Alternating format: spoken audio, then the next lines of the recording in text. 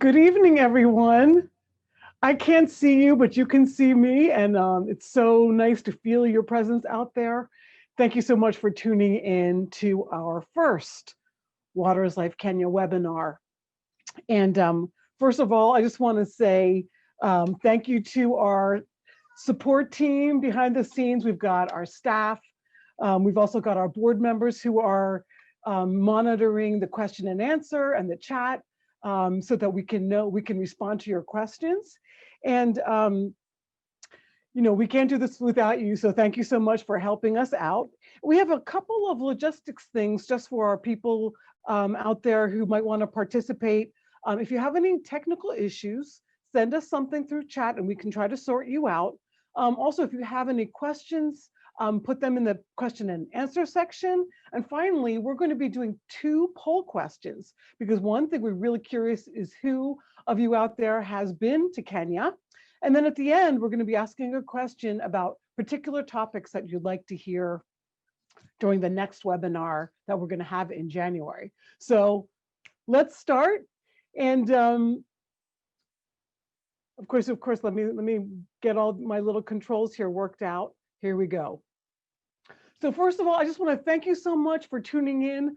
I saw some of the attendees that were signed up. I've got friends and family, people who supported Water's Life Kenya from the beginning, and even before the beginning, if there is such a thing, people in my family. I've got a couple of cousins out there, Lisa and Kathleen, also my dad. And also I have some friends from my original, when this was just a sort of a seed in our imaginations that we wanted to do this kind of work in Kenya. I've got my friend Val, I don't know if she's out there, but we used to sing together in a lot of different situations in New York City. So hi Val, if you're out there, thank you so much for staying with us for so long. So this is really a presentation for you, our donors, and for you people who might be learning about us for the first time, because we can't do this without you. You are longtime donors, we need you, and you deserve to know the return on your donation as an investment. So I'm going to be sharing some of our successes for this year. A lot of you know that the 3 major things that we do clean water projects, we have something called Livestock as a business, and we also have our beaded handicrafts program. So I'm going to be just starting to talk to you first about our clean water program. So first of all, I'm going to feature our newest project, which we just did recently. We just successfully dug clean water in a place called Olmapinu, and we did that back at the end of October. So what you're seeing in front of you right now is the initial day of drilling where the community was there. They all came together. They wanted to see what would happen when these big machines, they had been barreling through their community. What would it be like when they first started drilling? So you can see this one on the right, we actually have the driller hitting the ground for the first time with the dust and the earth coming up.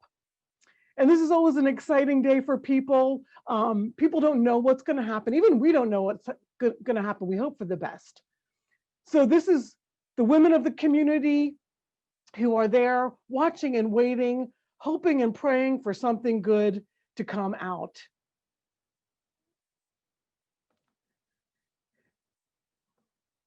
So let me just reduce this one. We have our poll coming up. And here is the day we were all waiting for, which is striking water in Olmapinu. We struck water at 12:15 on Friday, October 23rd, and it was certainly a time nobody will ever forget. We got a lot of clean water, and people were thrilled. They came running from all around to see this amazing sight in their midst, which really signifies new life and hope for all these women and the children and all the families there in the community of Olmapinu. And it's not just people, it's the livestock. We work in a livestock keeping community in the Maasai community in southern Kenya. People keep livestock, and it's not only people that need clean water, but it is livestock. So from miles around, these cows, they could smell the water, they came running, they almost knocked people down because they were so eager to see the clean water. And it was just a sight a sight to behold. It's something that you can't ever forget. Just the joy and kids playing in the water and women coming from long distance, bringing all their containers, going home and washing all of their clothes, coming back, going home and washing their blankets, which of course need a lot of water to wash. They don't always get that chance. Okay, so one of the special things that the way that Water is Life Kenya works is we're not just doing clean water projects, we're building strong partnerships with the community. And this is how the projects are successful for the long run. We go in there, we hear about the community, they apply to us for a project. We go and we do a needs assessment. We tell them what's required. We build this partnership. Finally, when the day comes to go to the ground, we've already been working together for some months. So I'm going to describe a little bit more what that partnership looks like. So first of all, they come with us with their problem. We discuss where would be a good location for the well. We do a survey. The community is there. They're showing us their area. They're making their recommendations. And not only that, but in a spiritual way too, they're also praying for the work to be successful. So for example, on the day that we came with the drilling machine to the site, the women and the men of that community, they had an all-night prayer session to pray for the success of this project. It really touched me when we arrived there on the Friday morning, the day that we actually got water. People had been up all night. They were tired, they were bleary-eyed, but they were so excited to see this work finally happening after all these, this years of trouble, these years of struggle for this water to come in their community. And one really important thing about Olmapinu is that they needed water so badly, they were able to do the community mobilization part of it very quickly. They called people together, they registered members, they have to register themselves as a viable water committee with the government. All that work went very quickly. They didn't want to even risk anything that would stop them from getting this project. That's how badly they needed water. So I'd say we actually did that preliminary work in record time because of their hard work and diligence. And so when the water came out, it was amazing. I mean, the community members, when the work is going on, we actually have a lot of time to chat with people. And so we were doing small interviews with people. We interviewed somebody called Joyce Tannian, who told me something that I'll never forget. I didn't even have a cup of water in her house for herself and her family, not a single cup of water. So when that water was pouring out of the ground, they were just so grateful and so amazed. The borehole chairman, he told me this in my interview with him. You will never be forgotten by the people of Olmapinu. This is a day that will go down in history, the day water came out of the ground. And the borehole secretary, he actually was a politician before he retired from that. But one of the women who lives right there next to the borehole said, this man actually came out here some years ago to try to solve the problem by himself, trying to dig a well for us with his hands. So you could just imagine the way people feel when they see it coming out of the ground. So this is a photo that shows actually the borehole chairman to the far left, the borehole secretary, and one of their committee members just staring at the water in amazement. We've been struggling for all these years, and this water is coming out of the ground. Oh my God, how happy are we today? So now this is something that we've got still steps to completion here. So we'll be doing the installation in the month of January. It's the rainy season now, and so it's hard to go out with big machinery right now, but in January, we'll be putting in the pump. And I just wanted you to hear Joyce say just a little bit. I'm going to explain to you what she's saying.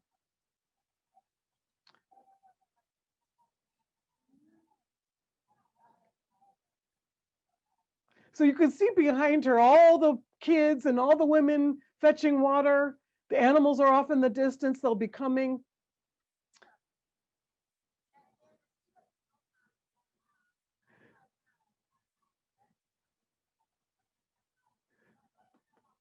So what she's saying is they used to wake up at 6 a.m. and at 8, sorry, not Sanane, at 2 p.m. they would be back with their water. They had one dirty water point where they would use, they could use that water for washing their clothes, but they couldn't use it for drinking. And when they go to the other side on another day, that would be where they would get their clean water. And that would be even farther. So instead of just going from 6 to 2 p.m., they would actually, it would take an additional 2 to 3 hours. And so sometimes they would just be walking by foot. Sometimes they would be, just themselves. Sometimes they would also be accompanied by, they would go with their donkeys so they could actually collect more water. So a woman can carry 5 gallons on her back. And if she's really tough, she may add another small container on the top. But imagine that you're walking 5 or 6 hours with that water on your back. That's a long way. So they're really happy when they have donkeys. That means they can carry additional water, and it's a much better use of their time, and they can carry more water for their families. So I want to talk about how water helps people. And it really actually saves people money on an annual basis, on a year-to-year basis. So clean water actually helps people keep their animals healthy. So when people's animals are drinking dirty water, we've heard that the young animals die. And so that means that every year, now that animals that people are drinking clean water and animals are drinking clean water, it actually saves 10 to 15 baby animals every year. So that's your livestock asset now that is just increasing because you're not losing those animals. It also means that people don't have as many health problems. They don't get diarrhea, they don't get dysentery, they don't get typhoid as much. And so that means that they won't be going to the doctor as often and having those kinds of expenses. Clean water also saves people time. Women walking from 6 a.m. to 2 p.m., think of what else they could be doing with their time. They could maybe start a small business. They could try to do some farming. So many benefits of clean water. Those are just naming a few. So I think we're going to wrap up the clean water part of our program right now so that we can move on. Any questions out there? So we can check the chat. Oh, we have a question here. One person was asking, how many wells do you usually drill a year? We usually do 1 to 2 major projects a year. So for example, last year we did, actually this year now, 2020, we finished up Namalok and we started Olmapinu.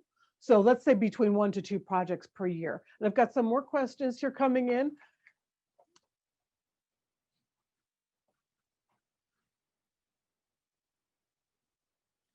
Oh, the man with the stick who tells us where to find water. Well, there are people who do divining. Now I think that's what Amleto maybe was talking about. But in our area, we don't usually use a stick because the water is usually fairly deep. So divining can work in other areas, but not this area where the water is a bit deep. And then the other question is like, can I explain what is a chairman and a secretary? That's a great question. So in order for the projects to be sustainable, they need to have a water management committee. So one of the jobs that we give the community before we actually come to the ground with any of the machinery, we tell them to elect a water committee that will work for you. So they need to elect a chairman in this case, a secretary who'll be the person keeping all the records, a treasurer, and then the committee members.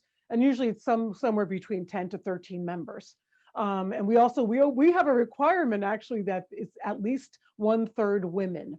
And that's really important because we really want to make sure that women are well represented and that there's gender balance. So the chairman is the person who, really is the spokesperson for the borehole project. He's also a signatory on the account. So when we want there to be a meeting in the community to be mobilized, we would call the chairman. And he's also the one who's responsible with his committee members to sort of build that consensus and excitement about the project, to register the members and so forth. And so, okay, another question. How many have we done to date? And how is a well secretary chosen? Well, yeah, there's an election for all the officials and the committee members. So people might propose somebody and there'll be a vote. And how many projects have we done to date? We have done 24 water projects to date, which are a mixture of deep wells, shallow wells, clean water harvesting projects. So I think for now, if we have any more questions, we're going to have another question and answer section at the end, but I'm going to move on with my project. Thank you guys for so many questions. I really appreciate that. So I'm going to move on to Livestock Corner, Livestock Corner. You guys will remember my floating animals from when I did my wildlife show back in when we did our Facebook Live shows in the spring. But yeah, so let's talk about livestock in the community. So this is really important to understand. What do people in Southern Kenya do for money? They keep livestock. So we call it the cow bank. It is their main asset. So when we saw a major problem, especially with drought in 2009 and 2010, when people lost so many of their animals, and it really wiped people's families' assets out, we thought if we could improve this, it would impact everything. So we developed this program called Livestock as a Business. We thought it would have the impact, and it has. So thank you guys. Thank you, dear donors. We can't do this without you. I can't emphasize our gratitude enough. You hang in there with us. You hold us accountable, and we keep on improving this program, and it is having a huge impact. In fact, you might have seen the newsletter that we sent out. Yes, this has been a really rough year in so many ways, the worst of times, but it is also the best year that we ever had for our Livestock as a Business program. Okay, so I want to talk about how the Livestock as a Business training actually saves people money. So it's knowledge that puts money in people's pocket. So we train people about livestock disease control. We talk to them, teach them about good ways of managing their livestock. So good livestock resource management, good grass management, and drought cycle management. So this knowledge turns into savings for people. So when people learn how to treat their animals, they protect them from diseases at the right time, and they don't die from diseases, or they don't get super sick so that they have to do costly treatments. And of course, if your animal dies, that's the end of that asset, right? Good resource management. So that means if cows are your main asset, you want to protect it. You want to use it in the right way.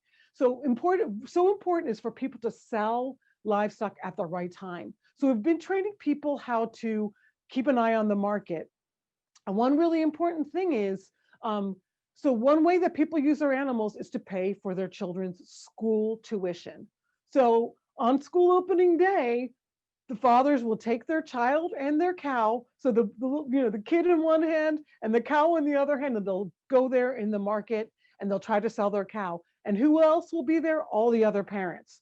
So it's truly a buyer's market at that moment. Prices are low. So we've been teaching people to go earlier, let's just say a month earlier, and it actually makes a huge difference. It actually means that instead of going to the market with 5 animals, they'll go with 3 animals because they're getting a better price when they sell earlier. So that's how it puts money in people's pockets. So if you look at that over time, let's just say if you're saving 2 cows it's a trimester system, right? So you're saving 2 cows every trimester. You're saving 6 cows in a year. Those 6 cows are giving birth. That's how that becomes compound interest that they're making on their livestock investment. So it's quite amazing. The other thing is when they are able to manage their grass and their pasture, they're able to keep their animals alive for longer and in good condition. And that means that their animals are more valuable in the market. So now I also want to talk about how the training that we're giving people makes people money. So the training teaches people to sell on time, which I was already talking about. So that is targeting the best time to sell your animals. So you might go instead of just saying, okay, I'll go and sell when I need the money. Target the best time to sell and then bank that money and use it later. for your other things. So we've been training our farmers how to do that, and it's working. One of our group members actually was able to send her child to university using that technique. She sold her animals at the right time, she banked the money, and then was able to pay his university tuition. The other way that people are using this training is to buy better animals. So they're buying better livestock, which are more valuable and fetch a better price in the market. So this means that people are working smart instead of working hard. So they're able to have extra money, and that water pays for keeping their water projects online. It pays for maintenance of their borehole generators, for repairs, for replacement of equipment. Let's say solar panels need to be replaced and so forth. And it also pays for what is so near and dear to people, things for their family, better food, school tuition, healthcare, and also pays for diversification into other businesses. So for example, one thing that people might do is buy a piece of land and do some farming, or buy a motorcycle and do a motorcycle taxi business. Those are all things that people have been talking about. Sorry, just getting a little moisture in my throat. Okay, so as you see, this Livestock as a Business program is really impacting so many people. This year, we had the highest profit margins ever for our groups. They ranged from 500, on a $2,000 loan that they received. Some groups almost made $3,000 net profit, and the lowest made 500, which was also good. Like some of our newest groups, they're just getting used to it. So the Livestock as a Business program actually goes, groups can actually be trained for up to 4 years. So they receive training and they receive the loan up to 4 times. And it's a revolving loan. As long as the groups are in good status, they can keep on getting that money back and trying again. So we've been doing it for 4 years, and sometimes it's really good to say, is 4 years actually the right time? So we've been doing some analysis to see how important is it for groups to stay in the program for 4 years. So I want to talk to you about a group called Cinco Group. And it's a ladies group that's very near and dear to my heart. They actually made this beautiful necklace that I'm wearing, and they've been in our program for 4 years. Okay, so here they are. Now they were what do you call it? They started off slow, and I kind of think about it like, freshmen, sophomore, juniors, seniors in high school. You know how when freshmen come in, they don't really know anything that's going on. Well, this is kind of how Cinco Group started out. Cinco Group ladies, they're in a place called Sukuta where we had a water project. They were really eager to join. Most of the women, I'd say there's only one woman in this group that can write at all, so they're illiterate. And they had a bit of a hard time at the beginning with record keeping. Some of the things that we train were a bit challenging for them. But now, I mean, we saw between 3rd year and 4th year, now they're in their 4th year, a huge improvement. So they actually got somebody in to help them with their record keeping. That's this gentleman in the background, Leo. So they got smart, right? They said, okay, we have to fill this gap. We really want to do well. We have to fill this gap. So he's been working with them. So that's great. They bought better breeds of animals this year. They did grass management. They fenced off an area with grass. I'm going to show you that picture of that now. And they harvested the grass and they stored it, and they've been using it for their animals in the grass, in the dry season. So one of the reasons why this past year was such a great year was because, as you can see, there was a lot of grass because of good rainfall. So the two things that made a huge difference was a good market because of some of the other markets were closed, and it meant that all the buyers were coming to the markets where our groups were selling. And the other thing was good pasture, so the cows were in very good condition. Okay, so one of the things that we do is we do a lot of very interactive trainings, and that's one of the reasons why people learn so much. And this is a story that, it's some things that people say you can never forget.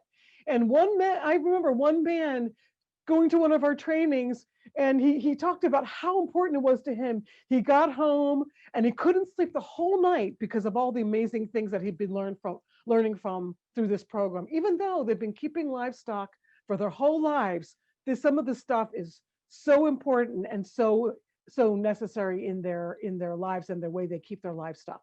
So one of the things that we teach is livestock disease control practicals.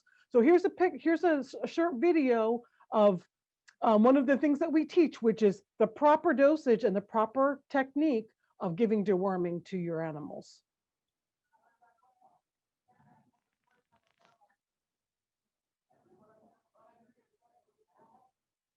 So all of our members will get a chance to do that. They'll estimate the weight of the animal, they'll measure the proper dosage, and they'll learn how to give it in the right way. You don't want to hold down the tongue. That's a really important thing. And that, in fact, people have lost animals from their animals choking after they've been when they've held the tongue down. So another thing is measuring the proper doses of a acaricide. So people come and they say, oh my gosh, you have to use that much medicine? So we teach them the proper dosages. So here we have Ituleta Women's Group learning from Dr. Olekaya how to measure the doses, the proper amount of acaricide to put in there to spray their cows with. So before, people used to use that one jerry can to spray 20 cows, but actually the right amount is to use one jerry can to spray 5 cows. So there's a big difference. So sometimes people would be just like spraying it like perfume instead of spraying it to get all the tough to get areas like the ears where the ticks hang out, underneath the armpits, the tail and in the udders and all those places. So people really learned the proper way of doing it. So here we have one of the members of Ituleta getting a chance to try it herself. And then the other thing that we do is we teach the proper time for vaccinating cows against diseases that are really prevalent in the area, like foot and mouth disease. So foot and mouth disease is an airborne viral disease that's very, very contagious. Reminds me a bit of COVID. It's super, super contagious. And it actually can be transported in the air, in the soil, at water points. And so it's really important to get ahead of the game, get ahead of the disease, and vaccinate your animals on time. So this is what we did in one of our trainings. So here's Dr. Olekaya practicing his technique of getting the cows. And the other important thing is actually building that kind of restraining area, which is called a crush. So before, people used to try to do it just with the cows circling around, which makes it very hard to control. So they've been learning how to do all these livestock disease prevention and control measures in the right way, at the right time, saving themselves a lot of money. So for example, foot and mouth disease actually causes cows to miscarry. So every time your cows get foot and mouth disease, you might lose up to 6 calves. So that's a lot of money. We're talking about $1,500 per year that you could lose if you don't vaccinate your cows. Okay, so that kind of wraps up our livestock as a business portion of our the webinar. So ready for your questions. So I guess I got some questions coming in right now, so just stand by for that. Oh, wow, okay. So how are groups chosen for the livestock as a business? That is a great question. Okay, so yes, they do apply, and we get their materials and we review them, and then we have a preliminary meeting where we kind of screen them, and then we make our decision. So sometimes we'll get 12 applications, and we'll only be able to pick 4 groups. So that just shows you, I mean, if we actually had more funding for this, we would be able to train more groups, because actually sometimes we have to choose groups based on the strong groups, but also on the amount of money that we have for that. And it's a training. So far we've been able to train about 600 individuals, which if you look at their immediate family translates into about 6,000 people. And if you include their neighbors and extended family, maybe an additional 10,000. So far we've impacted, let's just say, 16,000 people with this. But in our area, in the sub-counties that we work in, there's 250,000 people. So really, and most of them keep livestock. So a lot of people are benefiting, but we really need your support, to continue this program. So I think that takes care of those two questions. What criteria do we use? But that is actually a really good question too. One of the things that we look for is a viable group that has already been working together before we get to them. So we want to see, hear what they've already done. Have they done some group savings? Have they maybe already invested in some livestock? We want to see like there's group cohesion from the start. Not that it's just a kind of like, a couple of friends getting together saying, hey, we heard there's money, being given for a loan. We want to train viable groups. And then we kind of, we have some strict rules actually that we keep on applying to them. And if they break the rules, we'll actually kick them out of the program. We've done that a couple times. What is the average price for a cow? Okay, so a calf, if you're buying a good breed, so let's just say something that's in the, let's say 1 to 2 years old, could be about $240. So that's something like something good. If you, yeah, so let's just say that's average. Are the groups sharing with their neighbors? So sharing information, definitely. So people keep their livestock and it's out in the open, and the places where they're caring for their animals are also out in the open. So when somebody has really good animals, for sure you're going to ask, and especially if you've seen like a big change. So before their animals were, maybe not in good condition, they didn't have good breeds, and now they're healthy and they're really good breeds. Now people are going to notice because people love cows. So they're going to notice, and they hopefully, that person will say, now what have you been doing differently? What's caused this big change? And then people will share the information. The other thing is sometimes, we actually ask our groups to be missionaries of good livestock keeping. So sometimes they'll actually organize their own trainings, and sometimes they'll call the vet to come and vaccinate all the community animals. And so that's how this word of this training is being spread. And we actually have a big waiting list of groups trying to get into this program for next year already. The next cycle will start in June. Let's just see. Are they able to feel empowered from doing this program? It is huge, huge, huge, huge, huge, huge. I can't even tell you. The women's groups, now other groups are coming to them because they've seen the success of them. So of course, when somebody says, wow, you're doing, we admire you and we want to be like you. So then people feel really good. And they themselves have been able to, they've learned how to manage their finances, manage their home affairs, because we teach them how to do budgeting and record keeping and things. So it not only helps them in their cows business, but in their family affairs. And that is extremely empowering. Men are able to make their family budgets last longer. I had one man, the chairman of one of our groups, say, I used to go and sell a cow and it would last for 1 to 2 weeks, and now it lasts the whole month. So he's able to budget his money and have his money last twice as long. So that's very empowering. Let me see what else. More questions? Wow, great questions, everybody. Does Wilk pay for the livestock as a vet in the program? Well, we pay actually, okay, so we work with the Ministry of Livestock, and they're our trainers. We work with livestock production officers and also the veterinary officers. And yes, we pay them to come into the field with us.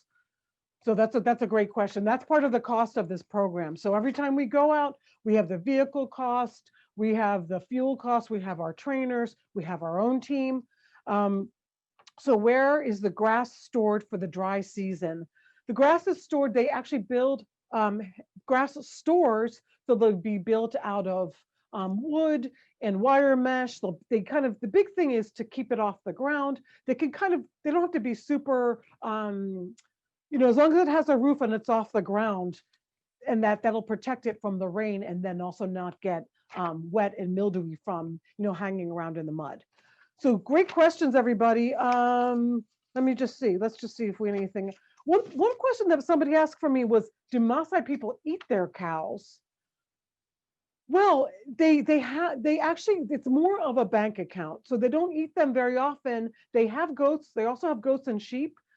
Goats and sheep are used more for food, but cows are used more as something that you use to sell when you need money.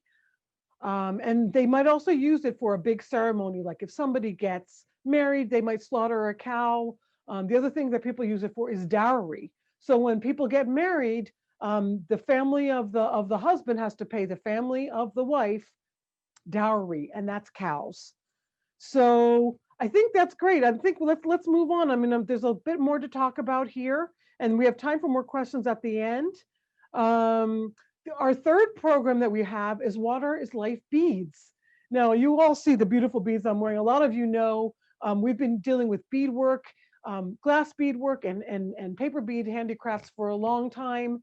Um, and this year, an amazing thing happened. We were able to get our things accepted onto Amazon in their handmade program. And we've been open actually for 2 weeks and the sales are going great. So it's a great way of supporting Waters Life Kenya, the artisans that, are artisans in Kenya. And also it's a great way to tell our story. So a lot of times when I'm wearing the jewelry, people ask me, where did you get it? So it gives me a great opportunity for people to, to talk to people about the work that we're doing and how it helps women, and the profits come and do clean water projects. So it's available on Amazon.com. And we also made beautiful, I'll just show you one sample. We also have beautiful masks made out of Kenyan fabrics with beautiful Water is Life logo embroidered on the side. So order beautiful things. It's available, and you'll look gorgeous in it. What can I say? So thank you so much for tuning in, everybody. Thank you so much for your support. It's almost time to wrap it up, but before that, I'm going to tell you what we have in store for 2021. I've got somebody trying to get my attention over here. So on tap for 2021 in our water division, we're going to be finishing Olmapinu, as I said. That means installing the pump and the power source and doing the construction of the water tank and the latrines. We're going to be doing hygiene and sanitation training. We also will be meeting with all of our water project management committees and doing a 3-day committee training where we train them about record keeping, about tariff setting. We do troubleshooting on the machinery, all those kinds of things. The other thing that we'll be doing is a new borehole project. The site is yet to be decided. We have different communities that are on the waiting list. So we'll be doing a needs assessment there. And the other thing, we always do ongoing project monitoring. Our newest projects, we visit more frequently. So for example, Namalok, we'll be going back there to stay close to them, to make sure that they're, collecting their tariffs, that there's no major problems there. And the other thing is we always want to, make sure that we, sometimes when you monitor the projects, you could kind of get wind of any problems that are coming along. Sometimes there's politics in the water project committees, so you really want to get that stuff, get wind of that on time. Now for Livestock as a business, we'll be starting, we're currently in the middle of the loan cycle. So that means that we had 12 groups that got the livestock loan of $2,000. They're fattening their cows. It's raining, so we're hoping for a good season. Then we'll be starting again in June, adding new groups. We'll be screening the applications, meeting them for the first time, picking the new groups. If we were able to get good funding, we'll be able to do up to 8 groups, but otherwise we'll probably stick with our usual number, which is 4 new groups. So that will mean we have our, let's say our sophomore, junior, and senior groups. Our seniors are going to be graduating this year, and we have at least 4 groups that are graduating. So that's going to be really exciting. We have an awards ceremony, and it's a big to do. If any of you guys think you'll be in Kenya and you want to be part of that, let us know. We'd love to welcome you for this ceremony. We had other visitors for our last graduation ceremony. It's an amazing sight to behold. The other thing is we have something new that is a livestock cooperative. And so it is the members of all of our groups have formed a cooperative, and it is something where they'll be able to pool their assets, do group savings, buy property, hopefully make a profit, use their collective bargaining power to purchase inputs for a better price. And the other thing is they can also take out loans from other entities in Kenya. So this is a really exciting thing, and this really adds to the sustainability of this work, our Livestock as a Business program. The other thing we have in the pipeline is something called LAB Lights, and that is going to our water projects and really, giving mini trainings of this, and also spreading the word about what we're doing. We might get some additional groups coming out of there, and also doing a radio program. So that would be like a bi-weekly program where we would teach some of these lessons that we're teaching: disease control, grass management, carrying capacity of the land. So what's the right amount of cows to have on your land? Those really important topics. And the other thing is market information. So stay tuned for that. That's a really exciting thing that we're kind of working on. So I think we're wrapping up. I have a pile of questions. Is that what this is? Wow, okay, great. Well, so thank you everybody for tuning in. Thank you for your questions. You're keeping us on our toes here, and that's great. That's what we love. And hopefully we will be able to answer everything in the time. We don't want to keep you too long. And we know probably you all are like eating dinner as you're watching, and we really appreciate that. So as I wrap up here, I just really want to thank you for all your support. We can't do this without you. People need clean water, and you've done so much, and we're saving and transforming lives. I really ask that you share the Waters Life Kenya story with your friends and family, and this will be on our website, also on Facebook, if people want to watch it after the fact. And the other thing is, please consider Waters Life Kenya in your year-end giving. We have accomplished a lot together, but there's so much more to do, as you can see, right? So again, we're so grateful for your time, for your love, for your prayers, for your questions. So I'm going to kind of go through some of these last questions here that I have now, and see here if we have something interesting. And I'm sure, okay, how do the villagers, townspeople pay for the overhead and operation costs at the well? Great question.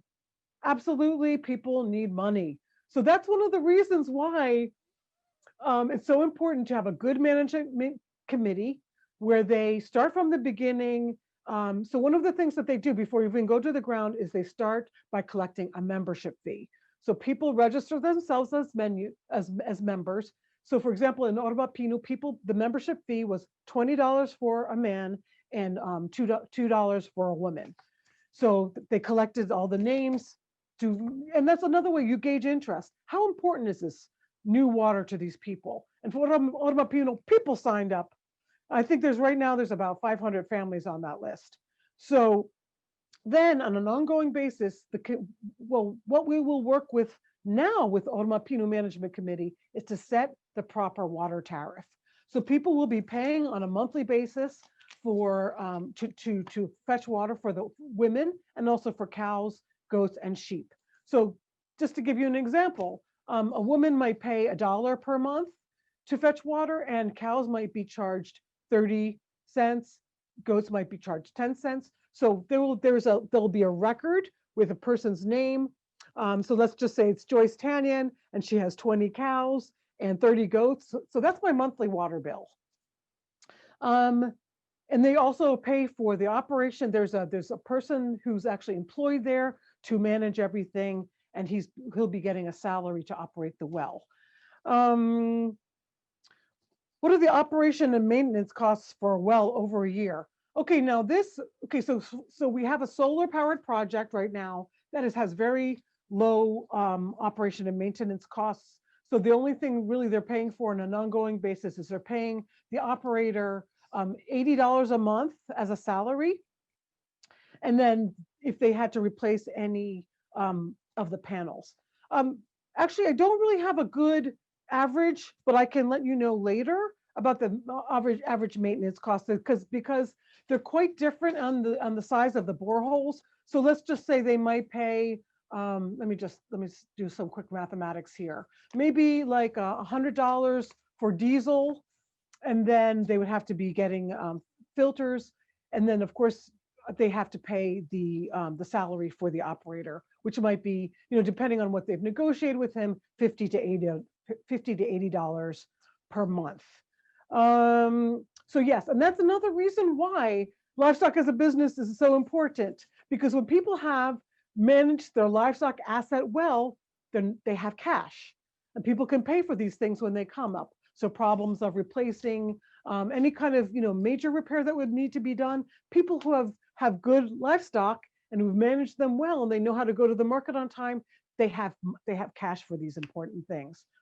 Do people pay for the water? Yes. I think I answered that before. Yes, people pay for the water. They pay from, let's say, $1 per month for the ladies, so that she can go and fetch as many jerry cans as she wants, and for cows and for goats and sheep. How much does the community contribute monetarily to each well? Great question. Okay, so for example, right now, each member paid $20 to be a member of Olmapinu well, and that money was used for them to register themselves as an entity, and they will also be required to do some construction.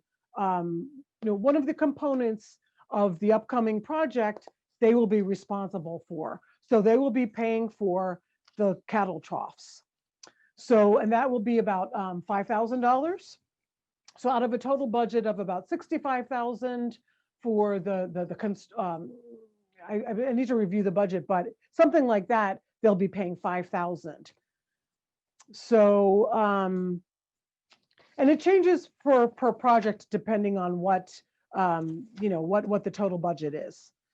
Does the Kenyan government support in any way? Yes, we do get support from the Kenyan government. We work with the district water engineers. He comes and will help us design the installation. We have received support from them in the past for different components. So for example, in Linkiloriti project, they dug the borehole. In Imisigio borehole, they constructed the tank. We also had help with a genset that came through one of the parastatals in the Kenyan government. We also work with them, of course, as I had said before, through the extension officers in the livestock program, and through the water officers in the water program. So there's another question: don't the Maasai use the blood to feed from? It's pretty rare these days that Maasai people drink the blood of the cows. They used to just like get a little bit of blood from the neck and drink that, but it's sometimes they do that for ceremonies, but it's pretty rare that they're using blood anymore. They use a lot of the milk, of course. As I was saying before, people slaughter their goats and also their sheep. And another thing they use the sheep for is actually when they slaughter the sheep, they use the sheep fat as a medicine. They actually render it and they drink the sheep fat, and and they mix it with herbs, and that is one of the medicines that they use. So okay, what has been our biggest challenge? Wow. Okay, now now I'm going to be quiet for a minute. There's a lot of different challenges. I mean, wow. Who asked this question, by the way?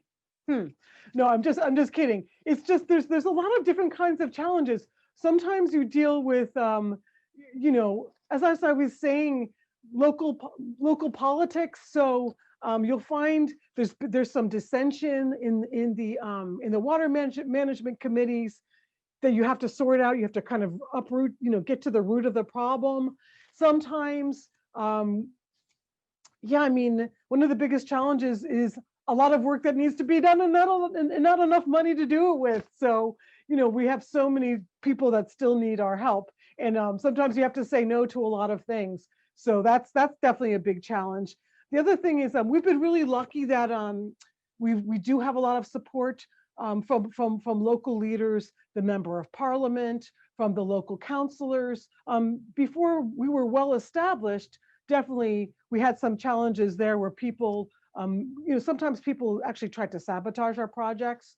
But because we have a very strong reputation, really everybody knows that we're an organization that that does the work when we promise to do it, both on the water side and also on the livestock side. We're always there. People see us.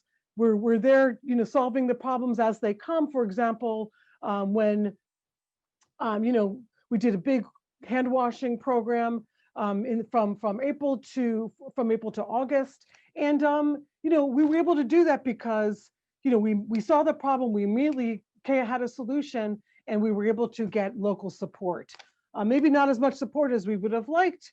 We probably could have been even more effective, but we were able to save a lot of people from catching the coronavirus in the public markets in Kenya. So I don't know if I really had a good answer to that one.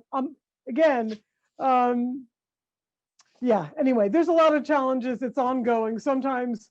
Anyway, let me move on here. With the availability of water, is there a possibility for fish farming? Well, yes, it is a possibility. One thing about, okay, so farming, let's just say crop farming. Okay, if you're talking about working in the Maasai community, it's a very strong culture of keeping animals. And as we know, culture is really strong. Take a simple thing, I'm just going to go to this culture that we have right now of celebrating Christmas. People can't celebrate the way they're used to celebrating Christmas because of COVID. Now, where does all that come from? It comes from culture, right? We want to do it because we can't do it. It makes us feel uncomfortable. And it's the same kind of cultural things that are in the Maasai community with respect to cows. They love cows. They know how to do cows. Crop farming, they're definitely, more people are doing it now. Fish farming, Maasai people don't eat fish. So when you talk to people about fish, they really get shocked. There's some people who have tried it. It's sort of like, it's a bit of a stretch for them. That's what I can say. We've actually tried it. We've trained people about diversifying into other things. Crop farming is very easy for people, or easier, but fish farming is a bit of a stretch, but it's a good idea. Let's just see. I think that's kind of, are there more? Whoa, okay, more questions, everybody. How does the role of women change as a result of getting involved? Oh my gosh, that's such an important and huge question. So, okay, getting involved. Okay, let's just take water. One, they have more time and more energy. Now, let's just take the example of single livestock group. That is a group where they come, we did a water project there. Now those women have time, they have clean water. We've trained them as livestock, to do livestock as a business. And those women are strong now. They know how to earn money. They know how to manage their money. And there's, Nabulu, who is one of the leaders of the borehole, is also one of the leaders of the livestock group. So, she's becoming a really strong leader, able to problem solve. So I'm just giving you one example because we've trained 20 women's groups so far in our livestock as a business program. So that's a lot of women getting stronger and stronger, feeling confident that they can manage their home affairs. When men migrate with cows during drought times, women are home with their cows. They're able to take care of things. So they become strong and much more confident in their ability to manage their family affairs. That's a great question. Who attends the markets to purchase the livestock? When the livestock, okay, when the groups get their livestock loan, the groups go. So usually it is the officials. So the chairperson, the secretary, and the treasurer go. So if it's a women's group, it's the women. If it's the men's group, it's the men go, whoever the leaders are. And this is actually one of the things that we do when we have the new groups, most of them, especially the women, have never been to the market before. So we give them a trial. We take them to the market, we let them go and do a survey. They learn the market language. They often, there's traders there who are men who are trying to, kind of push them around. And they learn that, to be strong and stand up to those kinds of questions. And the other thing that they know is they know the market price. So they've learned what is the fair market price for animals. So they can't be fooled, they can't be manipulated. And that's another thing. Knowledge is power. So they go in strong and they know what they're doing. So that's a great question. Do I have more questions? Oh yes, they're coming in. Oh, no more time. Okay, we're wrapping up. We'll answer questions on the webinar. So I think that I'm saying thank you. Oh, another one. Okay, so we're wrapping up. What did they say thank you for hanging in there with us. Thank you for your great questions. Thank you for your support. We wish you all happy holidays, Merry Christmas to all of you out there. Okay, wow. So we have a poll winner for learning more for our webinar, and the poll winner is Maasai culture. Okay, great. So our webinar upcoming on Thursday, January the 7th at 7 p.m. will focus on Maasai culture. So until then, everybody take care, stay healthy. Thank you so much again. Don't forget to talk about us to your friends and family. Thank you so much for your support.